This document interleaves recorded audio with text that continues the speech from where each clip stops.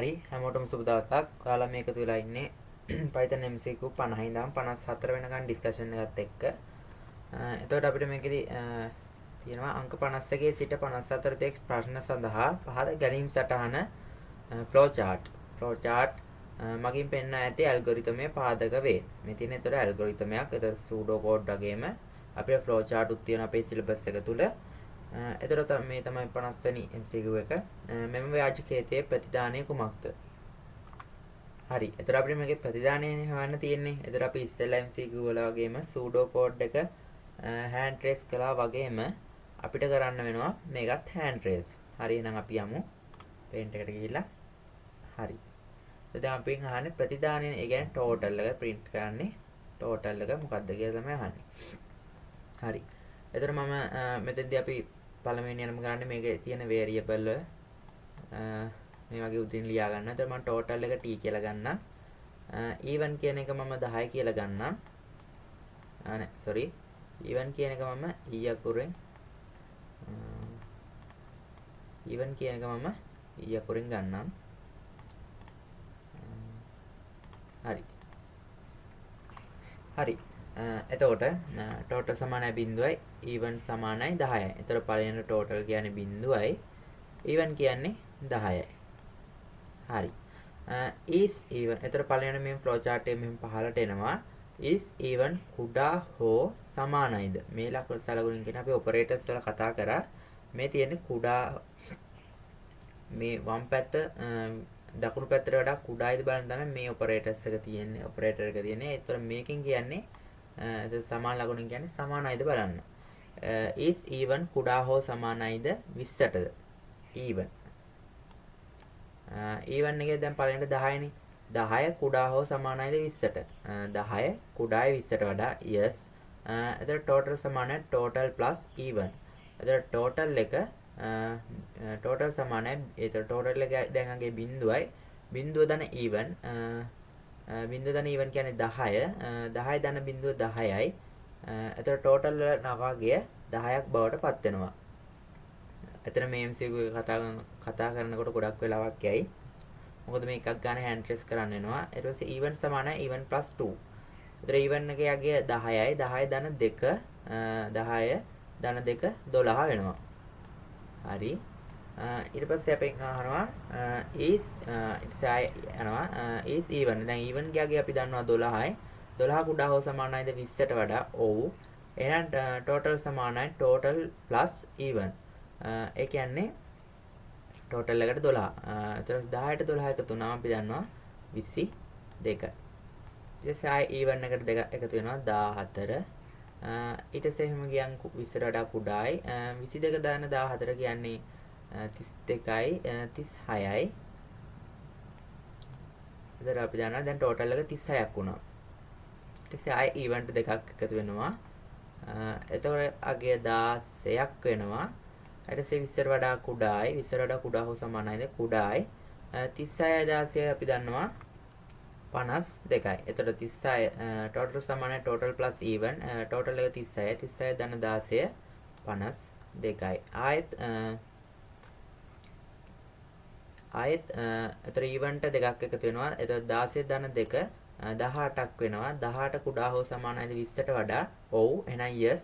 එතකොට total සමානයි total plus even. ඒ කියන්නේ 52 ධන 18 52යි 18යි අගය 70යි.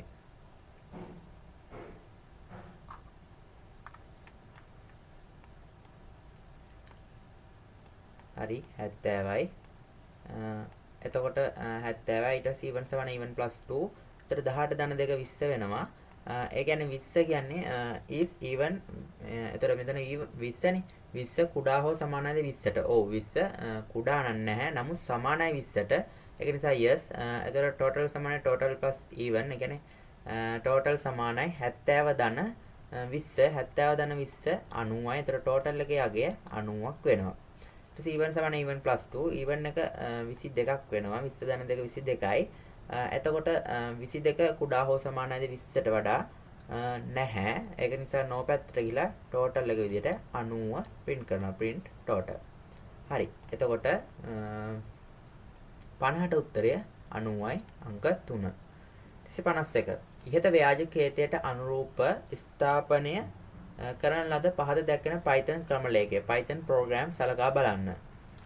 මේ වගේ Python program එකක් දීලා තියෙනවා. මෙම ක්‍රමලේඛයේ දක්නට ලැබෙන කාරක දෝෂය syntax error. අපි මේ කාරක දෝෂ, තාර්කික දෝෂ, ශබ්දාර්ථ දෝෂ ගැන ඉස්සෙල්ලා MCQ වල වෙන වෙනම කතා කරා. ඒතර syntax error එක මොකක්ද කියලා අපිට හොයන්න තියෙන්නේ. එතකොට හරි. එතන මේකේ syntax error ගැන අපිට හොයන්න තියෙන්නේ. එතන අපි දන්නවා මේකදී ඔයාලා පළවෙනියට ඔයාලගේ මේක හොඳ පළපුරුද්දක් තියනවා නම් ඔයාලගේ ඇහැ මෙන්න මෙතෙන්ට යනවා. එතකොට මෙතන තියෙන ප්‍රශ්නය තමයි අපි for loop එකක් හෝ while loop එකක් හෝ if statement එකක් හෝ ශිතයක් භාවිතා කරන විට අපි මේ ඒවා ලියන්නේ simple වලින්.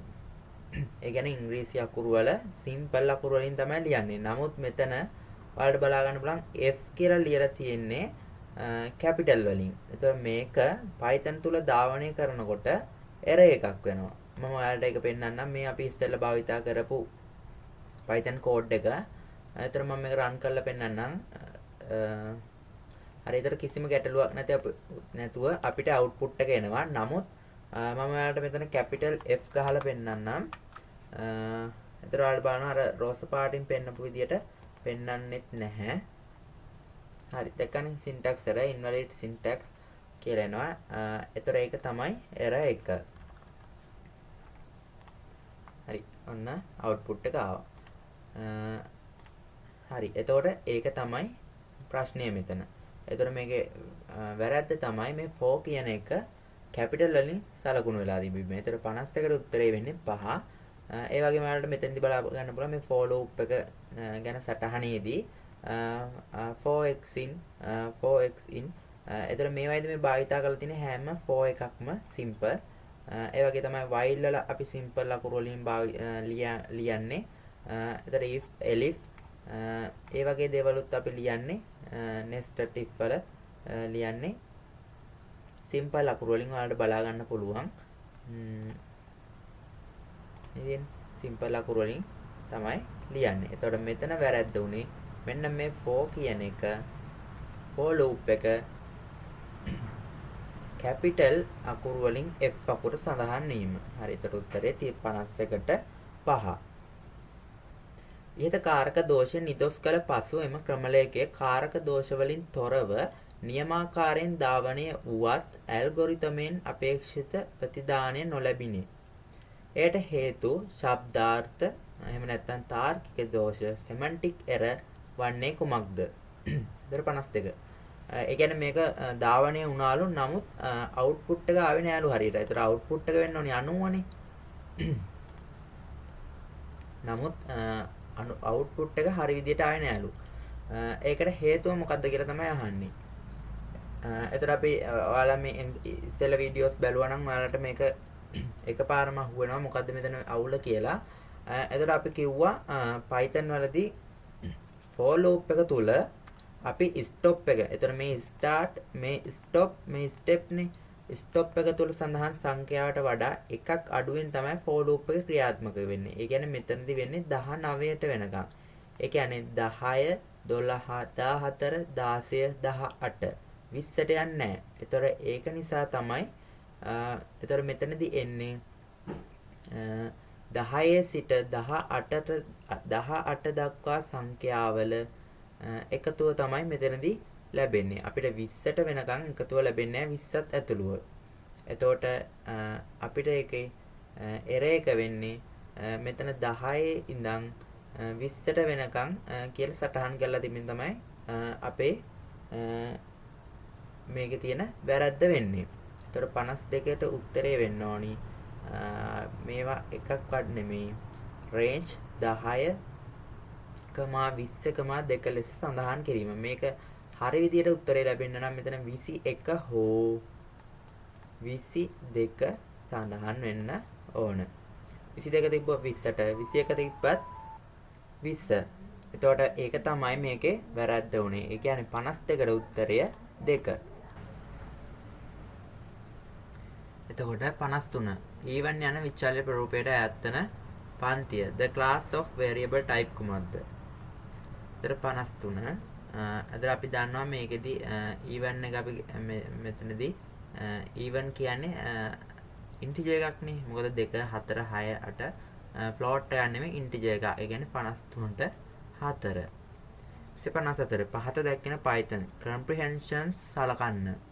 හෙට comprehensions අතරින් ඇල්ගොරිතමෙන් අපේක්ෂිත නිවැරදි ප්‍රතිදාන ලබා ගැනීමට යොදා ගත හැකි කාරක නීතිමය syntactically correct ලෙස නිවැරදි ප්‍රකාශ කවරේද?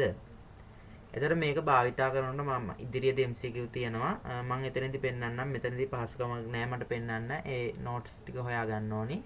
එතකොට print මේක භාවිතා කරනකොට අපි අදාළ ප්‍රතිදානය ලැබෙන්න ඕනි එක තියෙනවනේ. ඒ කියන්නේ දැන් මෙතන sum එකනේ මේ තියෙන්නේ total එකනේ. total එක විදුමට මෙතන sum එක භාවිතා කරන්න. මේවා අපි මම කතා කරා මේවා function. ඒ කියන්නේ Python තුල නිර්මාණය කරපු built in function. ඒ කියන්නේ Python තුල නිර්මාණය කරලා තියෙන කිසියම් සංඛ්‍යාවල එකතුවක් ලබා ගන්න භාවිතා කරන function. එතන මේ වගේ වරහණක් පළවෙනියට භාවිතා කරන්න ඕනි. ඊට පස්සේ ඒ කියන්නේ print වල කොහොමත් වරහණක් පළවෙනියට භාවිතා කරන්න ඕනේ. ඊට පස්සේ මේ වගේ තව වරහණක් ඇතුලේ අපිට අදාළ ටික මේ වගේ list එකක් තුල අපිට දක්වන්න පුළුවන්. හරි. ඊට පස්සේ ඒතර මේ ප්‍රකාශය නිවැරදි. මේ ටික මම ඉස්සරහදී පෙන්නන්නම්. මේ වගේ MCQ හම්බෙනවා. හරි. ඊට පස්සේ B print sum. ඒතර මේ වගේ පටන් ගෙන දෙනවා. ඒතර අපිට මේ වගේ list එකක් තුල නැතුව මේ වගේ නිකම්ම භාවිතා කිරීමේ හැකියාවත් පවතිනවා.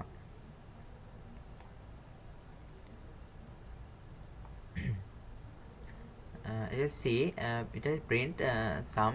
ඊට පස්සේ අපිට මේ වගේ ඩික්ෂනරි වලදී භාවිතා කරන සංගල වරහන් තුලත් භාවිතා කිරීමේ හැකියාවක් තියෙනවා. ඊටසේ මෙහෙම නිකම්ම භාවිතා කිරීමේ හැකියාවක් නැහැ. එහෙම නිකම්ම භාවිතා කරන්න පුළුවන් මේ අවස්ථාවේදී විතරයි. එතකොට මේ දෙක වැරදි. මේක ඇත්තට ඔයාලට මෙතන සමහරට තේරෙන්නේ නැති වෙයි. MCQ වල සාමාන්‍ය දුරට මේ වගේ ඒවා A level සීමාව තුළ දැනට ඇවිත් නැහැ. ඔයාලට උගන්වන්නෙත් නැහැ ගොඩක් වෙලාවට. නමුත් මම මේක ඉස්සරහදී ඔයාලට පෙන්නන්නම්. මේ වගේ MCQ තව තිබුණා. මෙතෙන්දී පෙන්නන්න පහසුකමක් නැහැ.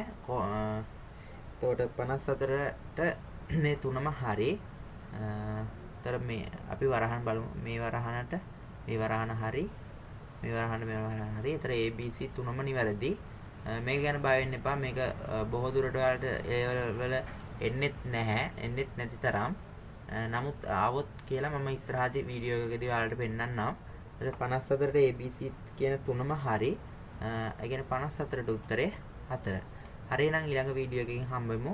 මේක ගැන සැකයක් තියාගන්න එපා. මේක ගැන ඊළඟ වීඩියෝ එකකදී මම කතා කරන්නම්.